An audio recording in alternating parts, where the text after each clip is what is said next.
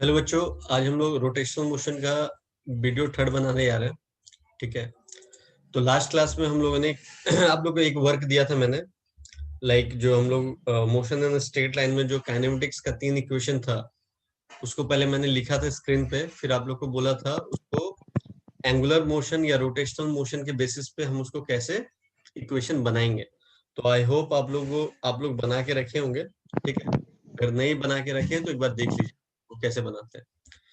तो motion straight line में जो 3 काइनेटिक्स का इक्वेशन है, तो सबसे पहला इक्वेशन क्या होता है बताइएगा। v equals to u plus a t, ये पहला इक्वेशन होता है। उसके बाद दूसरा इक्वेशन क्या होता है, s equals to u t plus half a t square. और दूसरा तीसरा क्या होता है, v square equals to u square plus 2as।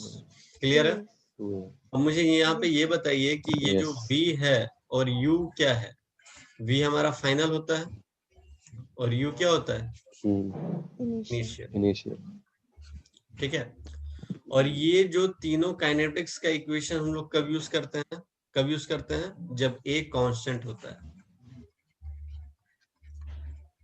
तभी यूज करते हैं।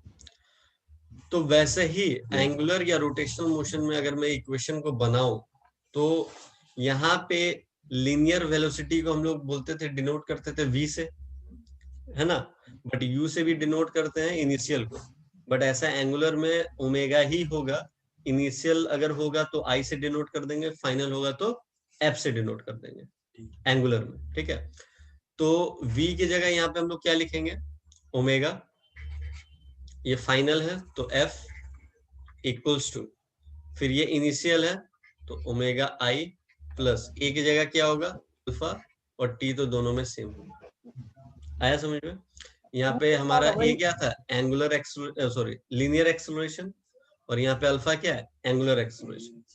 ठीक है, वैसे हम लोगों ने बना लिया, ये पहला फॉर्मूला बन गया हमारा किसका, एंगुलर मोशन का, है ना, या रोटेशनल। ये अब इसका बनाइए। एस की जगह हम लोग क्या लिखेंगे, एस की जगह क्या लिखेंगे, थीटा। Very good. एस क्या है यहाँ पे, लीनियर डिस्प्लेसमेंट। तो एंगुलर मोशन में एंगुलर डिस्प्लेसमेंट क्या होता है, थीटा। बताया था ना, एक ब्लॉक लेकर के मूव कराया था, है ना। तो थीटा इक्वल्स टू, अब क्या लिखेंगे, यू की जगह क्या लिखेंगे, यू मेरा क्या है, इनिशियल। तो इनिशियल में क्या लिखेंगे, ओमेगा आई, टी की जगह टी, टी चेंज नहीं होता है, 1/2। ए हमारा क्या है, एक्सेलरेशन, तो यहाँ पे क्या हो जाएगा, अल्फा, और ये हो जाएगा टी स्क्वायर। ये क्या हो जाएगा, सेकंड इक्वेशन। ठीक है, अब यहाँ पे देखिए वी स्क्वायर है, वी क्या है हमारा, फाइनल। तो फाइनल के लिए क्या लिखेंगे, डब्ल्यू f equals to u square है तो क्या लिखेंगे, आई स्क्वायर प्लस 2, ये क्या है मेरे पास, अल्फा, और ये क्या है, डिस्प्लेसमेंट, तो ये क्या हो जाएगा, थीटा। तो ये थीटा। आई होप आप लोगों को समझ में आया होगा ये बनाना। ठीक है, और आज का भी जो वीडियो है वो सारा कॉन्सेप्ट बेस्ड है। तो नेक्स्ट वीडियो जहां तक मैंने पढ़ाया है, पहले आप लोग से मैं 5-5 क्वेश्चन करके पूछूंगा। अगर आप लोगों ने सही जवाब दिया तो फिर क्लासेस आगे बढ़ेंगी, और उसके बाद हम लोग न्यूमेरिकल सेक्शन देखेंगे नेक्स्ट क्लास में। ठीक है, तो आज तो कॉन्सेप्ट देख रहे हैं, और जहां तक आज मैंने पढ़ाया नेक्स्ट क्लास में पहले उतना मैं पूछ लूंगा आप लोग से, कितना आपको समझ में आया या नहीं आया, आप लोग कर पा रहे हो या नहीं कर पा रहे हो, तभी आगे बढ़ेंगे। ठीक है, चलिए। तो आज हम लोग स्टार्ट करते हैं जो हमारा लेक्चर है, that is from the torque. तो लीनियर मोशन में टॉर्क को क्या बोलते हैं, कल ही बताया था मैंने। अगर लीनियर मोशन होता है तो उस समय जिक्र होता है फोर्स का।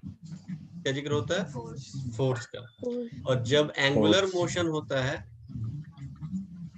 या रोटेशनल मोशन, दोनों में से कुछ भी बोल दो, रोटेशनल बोल दो या एंगुलर बोल दो, तो इसी फोर्स को हम लोग बोलते हैं टॉर्क। क्या लगता है, टॉर्क, जिसको टाउ से रिप्रेजेंट करते हैं। क्लियर है। अब तुम बोलोगे कि सर एक बात बताओ, जैसे मान लो एक एग्जांपल ले लिया मैंने, मान लो ये नट बोल्ट है, ये क्या, ये नट बोल्ट। अब इस नट बोल्ट को मुझे क्या करना है, खोलना है। ठीक है, इस नट बोल्ट को मैं इसको खोल रहा हूँ। तो अगर इस जो ये मशीन, मतलब मशीन क्या बोलते हैं, इंस्ट्रूमेंट जो भी है, ये चीज है, मशीन भी बोल सकते हो। ठीक है, तो जो भी ये चीज है इसको क्या अगर मुझे रोटेट कराना है तो जिसको बोलते हैं amount of rotating, amount of turning बोल, क्या बोलेंगे उसको? Amount of turning, amount of turning. तो ये जो अमाउंट ऑफ टर्निंग है वो 3 चीज पे डिपेंड करेगा। क्या करेगा? 3 चीज पे डिपेंड करेगा। वो 3 चीज क्या क्या है? पहला है कि हम कितना फोर्स लगाएंगे जो ये वाला घूमेगा, है ना? तो क्या लिख देंगे? How much force, how much force, कितना फोर्स लगाएंगे, है ना? दूसरा क्वेश्चन ये उठता है कि कौन से जगह पे हम फोर्स लगाएंगे, eight which place, eight which place. फिर तीसरा उठता है एट व्हाट एंगल, किस एंगल पे फोर्स लगाएंगे। ठीक है? तो कभी भी आप किसी चीज को रोटेट कराना है या टर्न कराना है तो ये 3 चीजें आपके दिमाग में आनी चाहिए कि कितना फोर्स लगाना है, एट विच प्लेस लगाना है, कहाँ पे लगाना है, और एट व्हाट एंगल लगाना है। क्लियर है? तो चलिए देखिए, हाउ मच फोर्स तो सिंपल सा है कि सर जितना फोर्स लगाएंगे, है ना, टॉर्क उतना ही ज्यादा होगा। ये तो इसमें पहले वाले में तो एकदम सिंपल सा चीज है कि कम फोर्स लगाएंगे तो कम टॉर्क, है ना? तो मतलब क्या यहाँ पे लिख देता हूं मैं, अगर फोर्स ज्यादा लगाते हैं तो टॉर्क भी ज्यादा होगा। ये तो इसके लिए ठीक है। But sir eight which place, eight which place, अच्छा तुम मुझे बताओ, अगर मैं यहाँ पे फोर्स लगाऊं और यहाँ पे फोर्स लगाऊं तो मुझे बताओ कि सबसे आसानी से किस पॉइंट पे घूमेगा ये? पॉइंट का नाम दे देता हूँ ए और बी। तो बी पे क्यों बोल रहे हो? क्योंकि तुम बोल रहे हो सर अगर मैं रेडियस को बढ़ा दूं तो बहुत ही आसानी से हम उसको घुमा सकते हैं। ठीक है? तो मतलब क्या हो गया, अगर रेडियस बढ़ रहा है तो हमारा टॉर्क भी बढ़ेगा। क्लियर है? कोई दिक्कत नहीं। अब कह रहा है कि एट व्हाट एंगल, अब एट व्हाट एंगल पे देखो, बड़ा ही इंटरेस्टिंग सा फैक्ट है।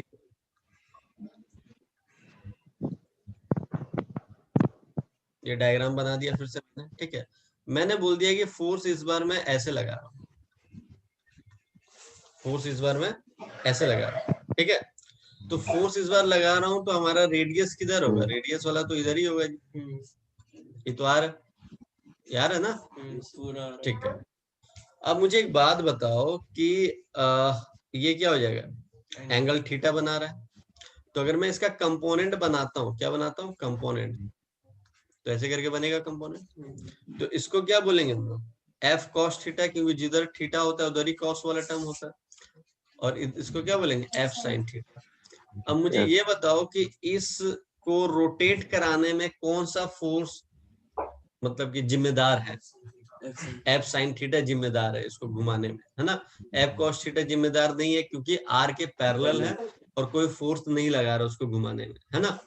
तो हम डायरेक्टली क्या बोल सकते हैं? और एक चीज और कि इसको मैं कितना अच्छे से घुमा सकता हूँ जितना बड़ा एंगल होगा, क्योंकि एंगल में एंटी क्लॉकवाइज लेते हैं ना। तो ये एंगल पहले इतना छोटा सा था, अगर मैं इस एंगल को ऐसे बढ़ा दूं यहां तक तो फोर्स क्या लगेगा? डायरेक्टली हम लगा सकते हैं ऐसे करके, और जैसे हम लोग फोर्स लगाएंगे तो ये अच्छे से घूमने लगेगा। तो मतलब हम बोलेंगे कि थीटा अगर मैं बढ़ा दूं तो टॉर्क भी बढ़ जाएगा। ये पॉइंट क्लियर हुआ? रिया, आशीष? सर टॉर्क मतलब टॉर्क फोर्स एक ही साइड लगा सकते हैं, अपोजिट नहीं लगा सकते, जैसे आपने अभी अभी इसको रोटेट कराना है ना, उसको कपल बोलते हैं। जब इक्वल एंड अपोजिट फोर्स लगता है that is called a couple. जैसे मान लो कोई बॉडी है, ठीक है? अब इस बॉडी को मुझे रोटेट कराना है, कोई एक्सिस वगैरह फिक्स नहीं है, तो तुम बोलोगे सर एक बार ऐसे फोर्स लगा दिए, एक बार ऐसे फोर्स लगा दिए। तो जब भी इक्वल एंड अपोजिट, जैसे इक्वल अमाउंट ऑफ फोर्स लग रहा है बट अपोजिट इन डायरेक्शन, जिसको बोलते हैं कपल। क्या बोलते हैं? कपल। तो वो अभी बात नहीं कर रहा है, अभी हम लोग बात कर रहे हैं इस नट बोल्ट है उसको घुमाने की बात, है ना? तो हम क्या बोल रहे हैं कि अगर ये थीटा मेरा बढ़ता है, ये थीटा देखो यहाँ से अगर मैं बढ़ा दूं, यहाँ से अगर ऐसे बढ़ा दूं थीटा, है ना, तो फोर्स बहुत अच्छे से लगा पाएंगे हम लोग, है ना? तो मतलब मैं कह रहा हूँ कि थीटा अगर बढ़ा दिया तो टॉर्क भी बढ़ जाएगा। मतलब मैं कहना क्या चाह रहा हूँ कि ये टॉर्क, ये इसको जो घुमाने में कौन मददगार है, कौन जिम्मेदार है, एफ साइन थीटा। तो हम लोग क्या लिख सकते हैं, torque equals to r f sine theta लिख सकते हैं, लिख सकते हैं ना ये। चलिए ठीक है। उसके बाद आगे बढ़ते हैं फिर। अब क्वेश्चन आता है कि सर ये जो थीटा है, ये जो थीटा आप ले रहे हैं ना सर, इसको हम लोग लेंगे कैसे। बड़ा कंफ्यूजन क्रिएट होता है बच्चों को थीटा वो करने में। अभी तो मान लो डायग्राम बड़ा इजी सा बना दिया मैंने, तो थीटा पता चल गया कि सर यहाँ पे है, बट ये थीटा को हम लोग कंसिडर कैसे करते हैं, चलिए आइए देखते हैं। तो टॉपिक का नाम है how to select theta, how to theta, theta को हम लोग कैसे सिलेक्ट, ठीक है। चलिए डायग्राम ड्रॉ करते हैं। देखिए ये जो चीजें मैं बता रहा हूँ ना, एकदम बेसिक से बता रहा हूँ, ठीक है आप लोगों को। ये कोई बुक में आप लोगों को नहीं मिलेगा, बुक में डायरेक्ट आपको वो जो इक्वेशन मैंने दिखाया वो दिखा देगा, और डायरेक्टली न्यूमेरिकल वगैरह स्टार्ट है, फिर कॉन्सेप्ट वगैरह स्टार्ट है। अगर ये सारी चीजें आप जान करके रखोगे तो उससे क्या होगा कि बड़े बड़े क्वेश्चन भी आसानी से सॉल्व कर पाओगे, ठीक है। फिर दिमाग लगा पाओगे कि हम थीटा कैसे लेते हैं, रट्टाफिकेशन नहीं होगा, ठीक है। तो देखो ये मैंने एक बॉडी ले लिया जो कि पाइवट है, मतलब ये फिक्स है, ठीक है। अब यहाँ पे पॉइंट पी पे, इस पॉइंट पी पे मैं फोर्स ऐसे लगा, कैसे लगा रहा हूँ, फोर्स ऐसे लगा रहा हूँ, ठीक है। तो जब मैं फोर्स ऐसे लगा रहा हूँ तो ये मेरा मोमेंट मतलब जो ये आर है वो तो ऐसे ही रहेगा, आर में तो कोई चेंज होगा नहीं, है ना। तो अब जब मैं फोर्स ऐसे लगा रहा हूं तो अगर इसका कंपोनेंट में बनाऊं तो एक ऐसा कंपोनेंट और एक ऐसा कंपोनेंट बनेगा। यही ले लो, इसी को ले लो कंपोनेंट, क्या दिक्कत, ठीक है। तो मैं इसको क्या बोलूंगा, अब जरा ध्यान से देखना। अब थीटा हम लोग क्या, अच्छा थीटा हम लोग कैसे लेंगे वो तो मैंने बोला ही नहीं। देखो थीटा कैसे लेंगे, अब इसको भूल जाइए, एक से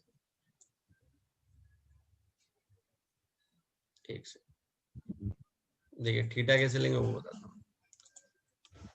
ये बॉडी को हमने फिक्स कर दिया यहाँ पे, ठीक है,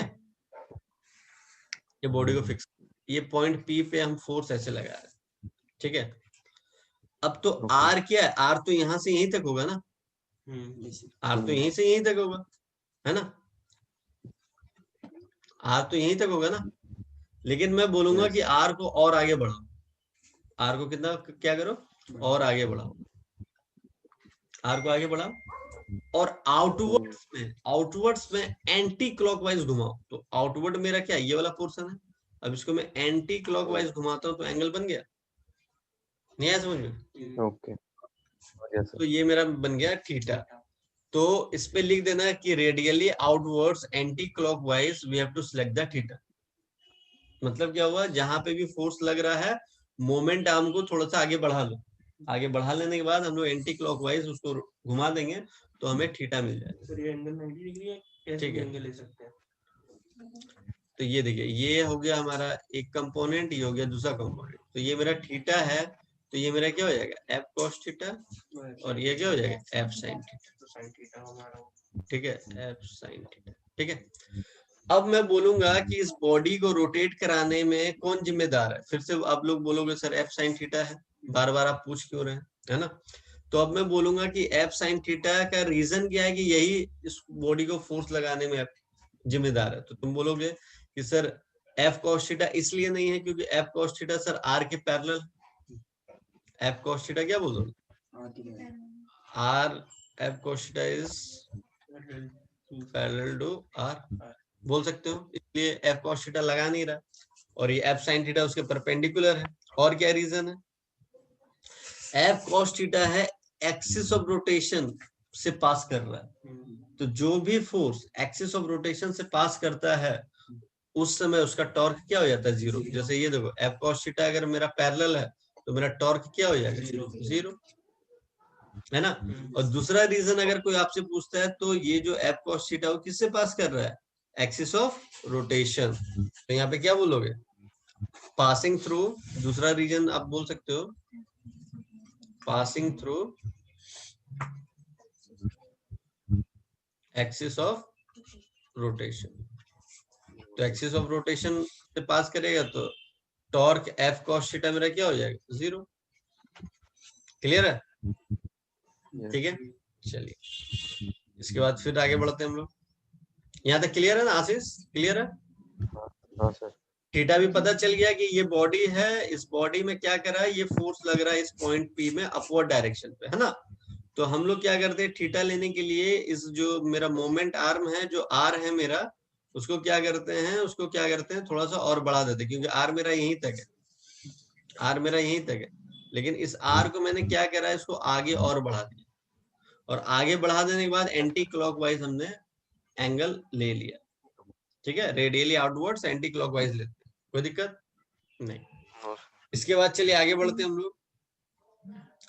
अब क्या है कि टॉर्क कैसा क्वांटिटी है, स्केलर है ना वेक्टर है।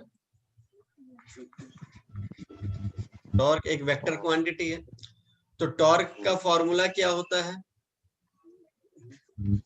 Torque equals to r cross f, ठीक है। तो आप लोगों को बताया गया था अगर क्रॉस प्रोडक्ट को मैं हटाता हूं तो क्या लगता है, साइन थीटा लगता है। अच्छा ये फिर एक सेकंड, अगर मैं क्रॉस प्रोडक्ट को हटाता हूं तो क्या लग जाता है, तो आर एफ साइन थीटा लिख देंगे, बट मैं यहाँ पे एन कैप भी लिखना पड़ेगा। ये एन कैप क्या है, व्हाट इज एन कैप, तो ये है यूनिट वेक्टर जो ऑलवेज क्या बताता है, डायरेक्शन के लिए यूज करते हैं यूनिट वेक्टर का। अब तुम बोलोगे सर ये डायरेक्शन का मतलब थोड़ा सा डायग्राम के थ्रू समझाएं तो समझ में आएगा, चलिए देखते हैं।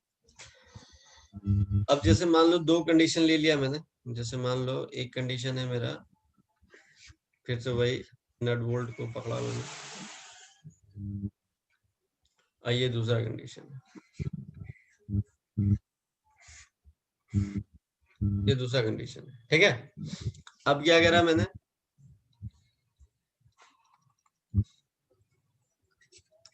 इधर फोर्स है और इधर क्या है मेरा आर होगा, है ना। इस बार फोर्स डाउनवर्ड्स ले लिया मैंने और ये आर तो मेरा इधर ही होगा, है ना, ये ठीक है। अब आप लोग मुझे ये बताओ कि ये जो फोर्स मैं इधर लगा रहा हूँ, ठीक है, तो हमारा टॉर्क क्या होगा। अच्छा तुम लोग मुझे ये बताओ कि लाइक जो हम लोगों ने एक्सेलरेशन देखा था या लीनियर वेलोसिटी, वो एंगुलर वेलोसिटी देखा था, ठीक है, तो ये सारी चीजें, ओमेगा देखा था, जो ओमेगा हम लोग बोलते हैं जिसको, है ना, तो ये सारी चीजें जो रोटेट क्या ऐसे करती हैं क्या, ये हम लोगों ने क्या राइट हैंड थंब रूल से देखा था, है ना, इनवर्ड करती है या आउटवर्ड करती है, प्लेन में नहीं करती है, ऐसा मुझे वो एक्चुअली 3D वो लोग बना नहीं सकते हैं, तो ये लोग ऐसे डायरेक्शन दे देते हैं, बट ऐसा मत समझना है कि प्लेन में कर रही है, ठीक है, चाहे वो इनवर्ड होता है या आउटवर्ड होता है। तो अगर मैं फोर्स ऊपर लगा रहा हूं, तो फोर्स ऊपर लगा रहा हूं, यहाँ पे स्क्रू रूल यूज करेंगे। कौन सा रूल यूज करेंगे, स्क्रू रूल, या स्क्रू रूल यूज करो या right hand thumb rule use कर लो, दोनों में से कोई भी रूल यूज कर सकते हो। स्क्रू रूल कहता है कि अगर ए क्रॉस बी है, क्या है, ए क्रॉस बी है, तो ए क्रॉस बी की तरफ जाए। स्क्रू रूल का मतलब क्या हो, ढक्कन, वाटर बोतल आप देखे हो, जैसे ये वाटर बोतल है, कहाँ गया मेरा वाटर, जैसे मान लो वाटर बोतल है, तो इस वाटर बोतल में हम क्या कर रहे हैं। अच्छा आप लोगों को कैसे दिखेगा, एक सेकंड दिखाता हूँ, मैं कैमरा ऑन करता हूँ,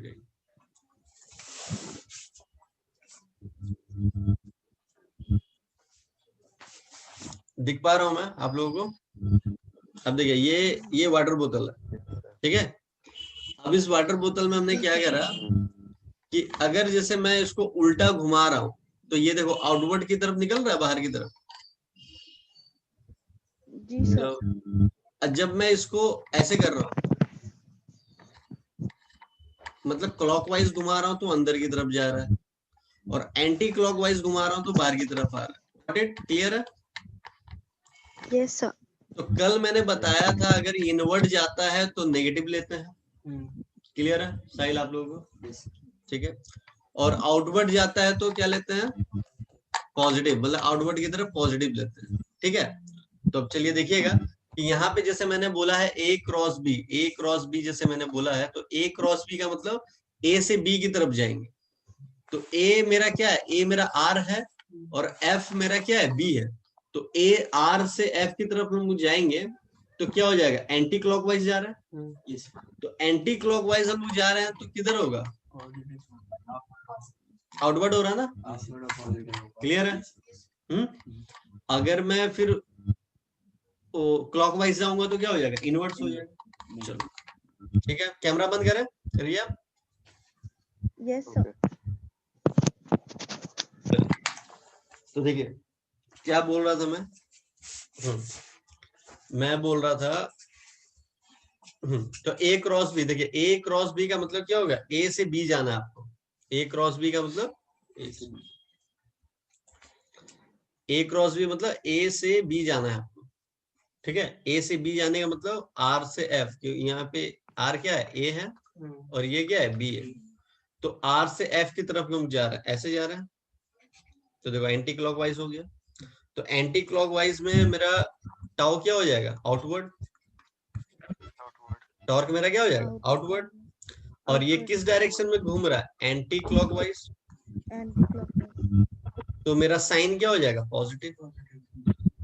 अब इस पे देखिए, आर से एफ, एफ की तरफ जाना, आर से एफ की तरफ मतलब ऐसे जाना पड़ेगा हमें। और एंगल कभी भी लोगे ना तो स्मॉलर एंगल लोगे, बड़ा वाला मत ले लेना, बात समझे। स्मॉलर एंगल जहां बनेगा वही ले ले, ठीक है। तो आर से एफ की तरफ जा रहे हैं, तो आर से एफ तरफ की जाएंगे तो मेरा टाउ क्या हो जाएगा, इनवर्ड, ठीक है। फिर ये डायरेक्शन मेरा क्या हो जा रहा है, क्लॉकवाइज। और साइन क्या हो जाएगा मेरा, नेगेटिव, इनवर्ट्स में नेगेटिव लेते, ठीक है। अब इस पे एक छोटा सा क्वेश्चन एक इंट्रोड्यूस कर दे रहा हूं मैं, बाकी नेक्स्ट वीडियो मेरा न्यूमेरिकल सेक्शन पे रहेगा, तो इस पे एक क्वेश्चन हम लोग फटाफट कर लेते हैं, है ना। जैसे मान लो आपको दे दिया जाएगा, फोर्स आपको दे दिया जाएगा 2i + 3j - k, और आपको r दे दिया जाएगा i + j - आपसे पूछेगा what is the magnitude of torque, क्या पूछेगा, मैग्नीट्यूड ऑफ टॉर्क। तो आपको पता है कि टॉर्क का भी फॉर्मूला हम लोग देखा था, r cross f, r vector cross f vector. तो ये जो क्रॉस वाला जो पार्ट है ना, इसको मैंने आप लोगों को वेक्टर चैप्टर में पढ़ाया था कि उसको डिटरमिनेंट मेथड से सॉल्व करते हैं, है ना। तो डिटरमिनेंट मेथड से क्या करेंगे कि i j k लिख लेंगे, इधर i, इधर j, इधर k। अब सबका कोफिशिएंट को लिख लेंगे 2 3 -1, और इधर लिख लेंगे 1 1 -1, ठीक है। अब जरा ध्यान से देखिए, i को रखेंगे, इसको रखेंगे, तो ये और ये कैंसिल आउट हो गया, -3 और माइनस माइनस प्लस, तो +1, ठीक है। फिर -j को रखेंगे, तो ये और ये कैंसिल आउट हो गया, तो ये -2 और ये -+2, ठीक है। फिर +k को रखेंगे, और ये कैंसिल आउट हो गया, 2 -3, ठीक है।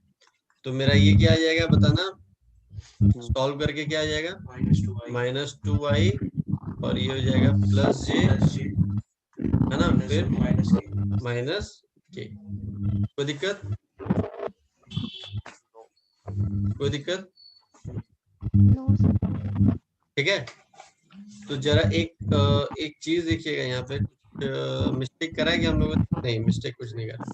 चलिए अब इसका हम लोग टॉ से मैग्नीट्यूड निकालेंगे, टॉ का। तो मैग्नीट्यूड कैसे निकलता है आप लोगों को बताया गया था, √, है ना, -2 का स्क्वायर, फिर +1 का स्क्वायर, प्लस -1 का स्क्वायर। तो क्या हो जाएगा, ये 4 + 1 + 1 क्या हो जाएगा, 4 5 √6 न्यूटन मीटर। कोई दिक्कत, ठीक है। तो एक छोटा सा न्यूमेरिकल भी बता दिया, बट नेक्स्ट सेशन जो होगा पूरा न्यूमेरिकल पे होगा। आज जितना कुछ मैंने आप लोगों को पढ़ाया है वो अच्छे से रिवाइज करके नेक्स्ट क्लास में बैठिएगा, तभी न्यूमेरिकल समझ में आएगा, अदरवाइज नहीं आएगा। डायरेक्शन वगैरह जो भी चीजें बताई हैं, right and thumb rule, screw rule, सारा कॉन्सेप्ट क्लियर करके रखोगे, ठीक है। फिर मिलते हैं आप लोग से नेक्स्ट क्लास में। बाकी आप लोगों को नोट्स जो है अभी मैं सेंड कर दे रहा हूँ आप सभी को, ठीक है, ताकि आप लोगों को तैयारी करने में दिक्कत ना हो, ठीक है। मिलते हैं नेक्स्ट क्लास में, till then take care, bye bye.